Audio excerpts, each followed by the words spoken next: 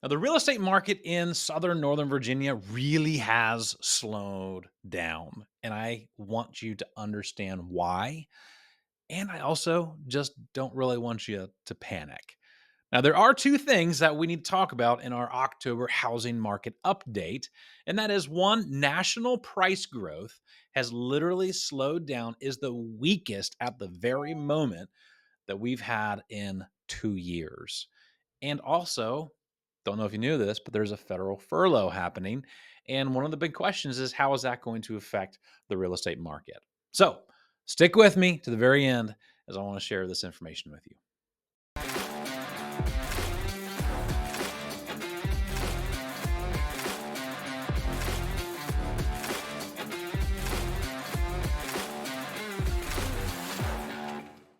So, guys, we have a lot to talk about in October monthly market update, though I want us to look regionally, hyper local for a moment, not look national, but hyper local. What's been going on in the real estate market here of late? Well, as you see here, we start with inventory. We always start with inventory because that's going to be our supply, and then we have to understand what the demand is for that. Supply has gone up 3.63% month over month. Now, y'all, if you've been following me over the last 6 months, you know I've literally been showing you data that inventory has been increasing every single month, little by little, not massive, just little by little. And we still see the same projections. We had 2,483 homes on the market in October, in September versus October. So we're up 3.63% at the moment. And guys, we're down on sales. So the homes that sold in the last 30 days were down 8.58%. And well, average days on market is higher. So average days on market jumped up to 51 days. And that means we are about 6.25% higher, taking homes longer to sell. And list to close price dropped 0.8%, meaning the homes that closed last month was about 0.8% or 0.8% exact from the month prior. So, guys, this is not necessarily encouraging news, right? Because, wow, the inventory is up, sales are down, days on market is up, and list to close price has dropped. Well, correct. It's not great news, though it's not necessarily something to panic about. Let's look at the average sales price. Average sales price, we're also down, which is a big bummer. We're down 2.68% on the average homes that have actually closed. But here is the kicker, y'all. We are still at the moment at an all time high in house prices. All time high, still, even with what we have seen, not necessarily as a correction, just a slowdown in the market. Now we're seeing that with under contracts as well. We have less pending, right? So 2.25% less this month than the last month. We also have more inventory in regards to months of inventory. So months of inventory went up to 2.45, where at the previous month we were at 2.16. It just means we have more inventory, y'all. Then we also saw that average showings did decrease a little bit from 2.6 to 2.58. So just a little bit. And guys, we still are at an all-time high for house prices. So this matters, right? I mean, the local real estate market, watching sort of some of the what can look like decline can be very concerning. And I really want you to not use the word decline, but instead to use the word normalization. I think what we are seeing in the current real estate market is it is normalizing. Now, I also need to mention that in October, this is seasonality. So this data often will look like this every year because October, it's this August is one of the slowest months of the year because people are getting back into school, they're not really transitioning into buying houses, and then they start buying houses again. So we are pulling this data from September, which means that data is people who were buying in August, right? They were putting contracts in August, closing in September. So it's not surprising that this data looks really bleak. But I just want to encourage you, it is seasonality and it is the market a little bit, because we are seeing these trends even nationally in regards to prices. So that's why I say don't panic. Okay. It's a little bit of seasonality and it's a little bit of market as a whole. This is not 2008. Okay. This is not a crash. This is price moderation. That's the way I would say it, not price correction. And there's a big difference, right? When you think of that. In the current market, we don't have a financial crisis. Now, we do have affordability challenges, right? And that's changing the market, absolutely. But we're not in a financial crisis requiring true price corrections. So, what does this mean for you as a buyer if you're in today's market? Well, first off, is right now is the first time in months that sellers are actually selling their house a little bit lower than asking price. So if you're a buyer, it's possible that you could get a little bit off of the sales price. Also, you have a little bit more time to shop, right? Average days on market 51, it went up. Well, you have a little bit more time. Okay, so that's good. You don't have to feel rushed, into particularly choosing a home. But it's not really the market if you're a buyer that, hey, I'm just going to go, give $100,000 less than asking. Well, that's not really the market we're seeing. So if you're a buyer, honestly, it's a good market because it's a little bit slower. You have more time. Sellers are being a little bit more lenient on the sales price for you. Now, if you're a seller, you might be thinking, why would I want to sell in this market if I'm having to lower my price? Well, guys, it's 0.7%.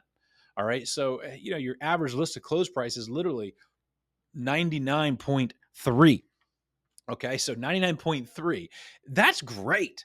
I remember I've been in this for over a decade. I remember when average listed close prices were 96%. So you were on average getting 4% less than what you were putting on the house. You're not seeing that right now. Okay, you're not seeing that right now. But that also means if you're a seller, pricing it accurately is so, so important. Okay, because people aren't buying houses at 4% lower than asking price. They are buying houses maybe 0.7% under. So that should inform the way that you price houses. Don't go in saying, well, the buyer can just give me what they want, right? Well, I get the idea, but just buyers aren't giving you what they want. They have to come see the house. They have to feel like it's actually priced accurately before you're going to sell. So, what does that mean to you as a seller? Don't overprice your house. Just don't. It's not the market. It's going to kill the sale. Don't overprice it. I can't emphasize that enough. Okay. I don't overprice it. Because if houses are still selling, so the reality here, right, is we had 1,011 homes sold last month. So don't overprice it. Houses are still selling. They're just selling for the right price. Okay. So don't overprice it. That is not the market that we are in right now. And what I mean by that is, don't test the market. Sometimes in some markets, you can kind of put a higher price out there and say, I'm just going to test it, see kind of what feelers I get. The reality is you might shoot yourself in the foot if you do that. Now, I want to say this with a caveat a little bit. All right. Follow the logic. If you are in October and you are wanting to test the market, you need to be prepared to pull the house off the market before Christmas, keep it off the market for 60 days, and then put it back on the market at the end of February. The reason is because if you pull it off the market, you take your high days on market to zero. You can relist it in the pre-spring market. This is one of the very few times, if you are wanting just to test the price, plan on taking it off the market if the market doesn't give you what you want. But don't really play the game of just, I'm going to keep lowering the price until I find a buyer, because statistically, you are not going to win. All right, with that strategy, because again, this is a normalizing market. It's not a declining market. It is a normalizing market. Now, I do want to talk and just share maybe a few things just about the furlough. I have many friends that are affected by the furlough. You probably are if you're watching this. You know people who are. About 20% of our area is government employees who are affected one way or the other. So, how does that play an effect on the real estate market? Well, I really do believe it does a little bit.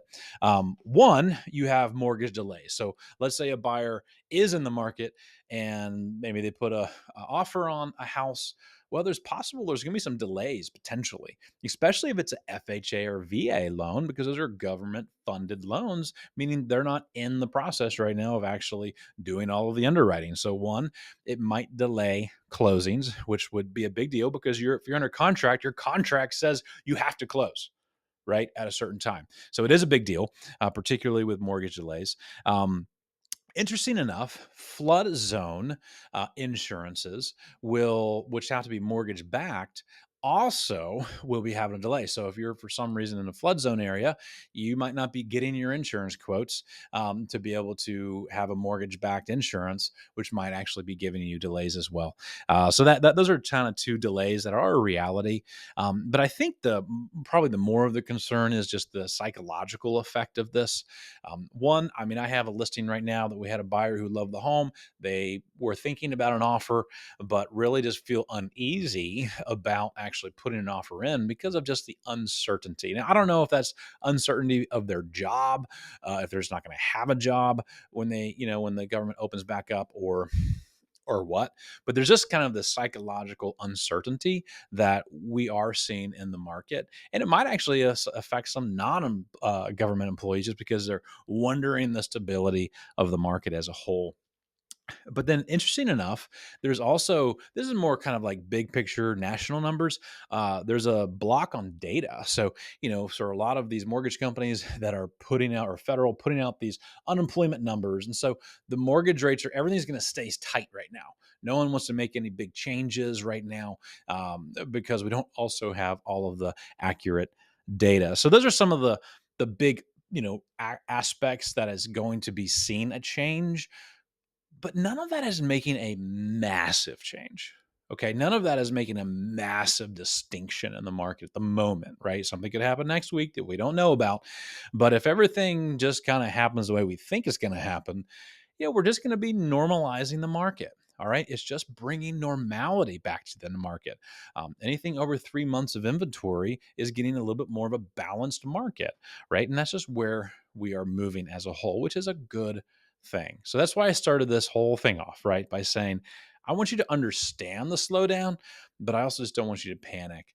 We're just resetting expectations for buyers and sellers so that everybody can still accomplish their real estate goals. Sellers can sell, buyers can buy, dreams can be happening, memories can be happening in these homes. So I'm here to be able to serve you however I can. If it's finding the niche product, finding the niche sales strategy, finding the niche home, however we can serve you, please reach out. We want to be able to do so. God bless.